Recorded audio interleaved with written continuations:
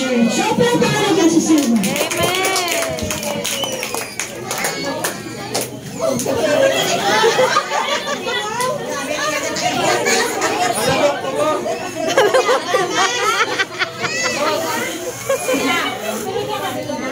Hala.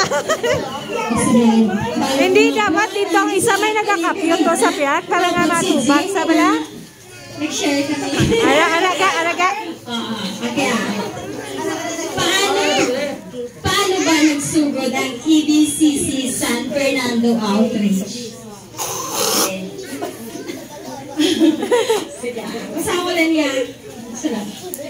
Ang tuwing 2018, nakapatigayon ang Agkasa Baptist Conference sa Vacation Bible School o VBS sa lugar sa diin may membro kagkabataan nga ara sa proyekto sa simbahan kag isa man ang Santol Talisay.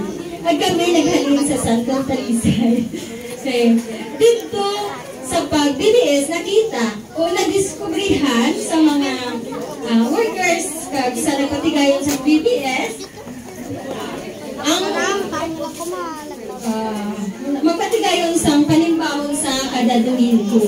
May ara man kita dali nga kapilya nga nagapatigayon man sa panimbaw o galing ano na siya once a month lang siya ginahiwa. So amo na po ang ating outreach sa plano sa Diyos. Okay. Una, wala kita lugar nga plastaran. Walang plano. Although nga ang Ginoo bisan din pwede kita maka-worship, maka-panguyo bisan din. Pero sa iya kaayo pagkatotoo sa aton, natagan niya kita sa lugar.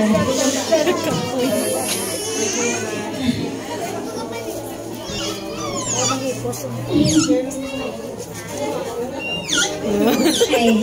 Sige, sabab pa tayo. Diri na buo ang ginatawag Outreach San Fernando.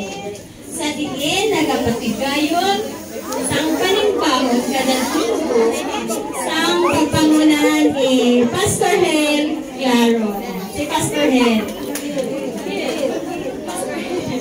Ang senior pastor sa Agkasa Baptist Conference Church, Main Mandalaga. Kaupot sa mga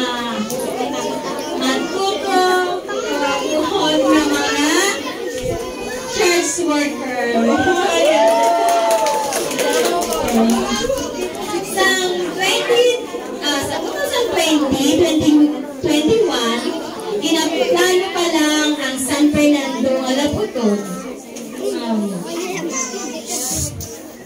So, God is good kay iaplano natin kayo. Okay. Amen. Diba? Ako di. Magpatigayon sa outreach sa mga lugar nagabot ang pandemic. Ang pandemic, ang na siya tunangin dalan kung sa diin natigayon ang outreach sa pagsaka lugar na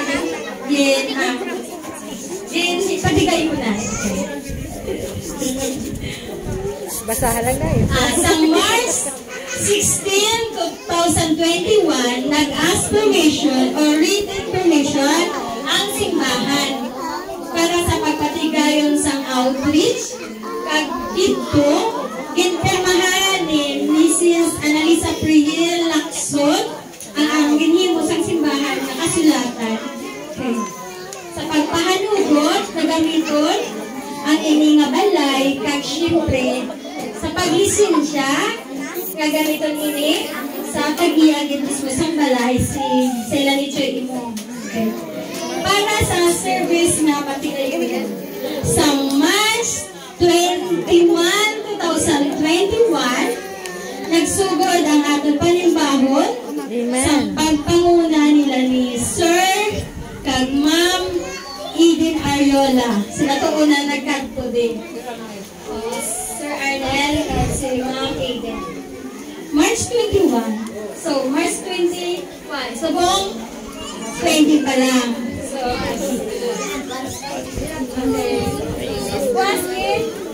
was dapat ang aton nga anniversary. Was dapat ang aton celebration sang sa ito nga pizza sa March 21 Amo gito ka experience nga hindi gid malipatan. Ang una-una gid dari nagkatto dari perti ang ulan. Paghalinsab ka sa hindi ka siya. Pag-anniversary na, perti man ang ulan. Grabe ang ulan. Wala pa rin siya na-complete ang akto. Tapos mga bintana wala pa nasara. So lamisa na din sa kalamisa na ginagamit. So tuwag grabe ang basbasang sa ulan. Nagkalabasa ang mantil sa lamisa. Yan pangurumbot din ang hidden. Wow! Sa tuman na adlaw, pila lang kabilog ang nakanin doon na siguro sa pwede nga ulan. Radyo tayo lang ka naman. Pero salamat sa hindi mo kayo sa sadugit na adlaw, may ara duwa ka nagpakon kayo. Amen! Amen!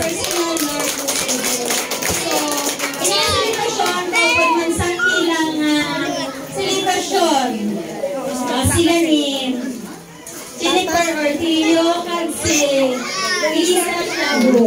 Sila na ang una, yung nagbato. So, salamat sa ito ko. Kaya may arakalag na nadala sa iya at umangan.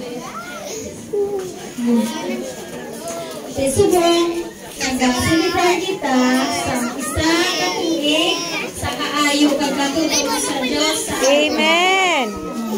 Sa katuig. Kaya siyempre, subong, malako na kita. Sa muna, tayo pila ng kabilog. 4, 5, 8. So, subong tungod sa rasyo sa Ginoo.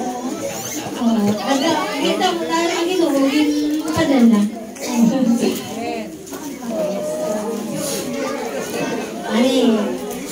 So, ginapanan outside, looking forward. Kag, pangamuyo, kag gina-claim naton, na i-grant ni Lord ang aton na prayer, na mangin aton balay alampuan, ang ininis mo nga balay. Kag, ginapangayot namon ang inubulig, na mag-isa kita sa pagpangamuyo, pagsuporta sa Panginoon para sa kahimayaan sa Diyos.